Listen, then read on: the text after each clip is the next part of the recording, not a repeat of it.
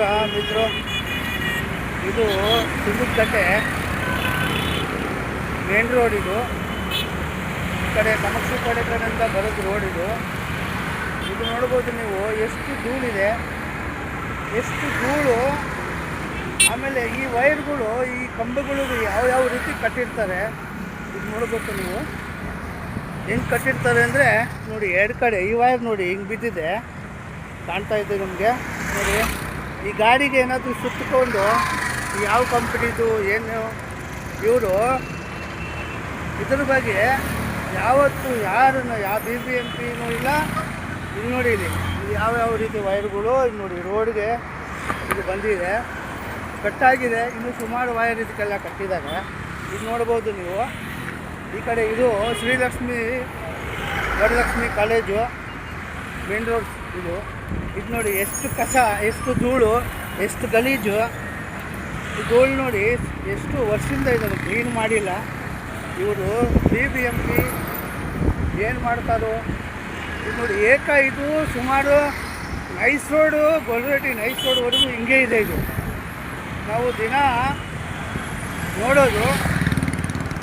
ಇವತ್ತು ಕ್ಲೀನ್ ಮಾಡ್ತಾರೆ, ಅವತ್ತು ಕ್ಲೀನ್ ಮಾಡ್ತಾರೆ. ನೋಡಬೇಕು ಇದು ಏನೇನೋ ವೈರ್ ಇದೆ. ಬ್ಯಾನರ್ ಮಾತ್ರ ಕಂಪ್ಲೀಟಾಗಿ ಕಟ್ಟಿರ್ತಾರೆ. ಬ್ಯಾನರ್ ಕಟ್ಟೋಕ್ಕೆ ಏನು ತೊಂದರೆ ಇಲ್ಲ ಇವರಿಗೆ. ಈ ಬ್ಯಾನರ್ ಸರ್ಕಾರ ಇದು ನೋಡಿ, ಇದಿಷ್ಟೇ ನಾನು ವಿಡಿಯೋ ಮಾಡೋಕ್ಕಾಗೋದು ಇವತ್ತಿಗೆ. ಯಾಕೆಂದರೆ ಇದು ಸುಮಾರಿದೆ.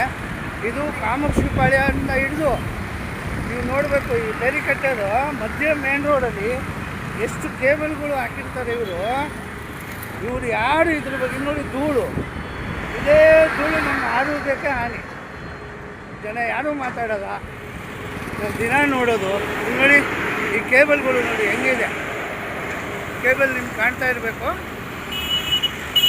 ಭಾಳ ದಿವಸ ನೋಡಿ ಯಾವ್ಯಾವ ರೀತಿ ಈ ಕೇಬಲ್ನ ಹೆಂಗೆ ಕಟ್ಟಿ ಹೆಂಗೆ ಹೋಗಿದೆ, ಯಾವ ರೀತಿ ನೋಡಿ.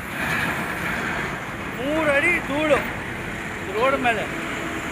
ಆಮೇಲೆ ಇವ್ರದ್ದು ವೈರ್ಗಳು ನೋಡಿ ಹೆಂಗಿದೆ. ಇವರು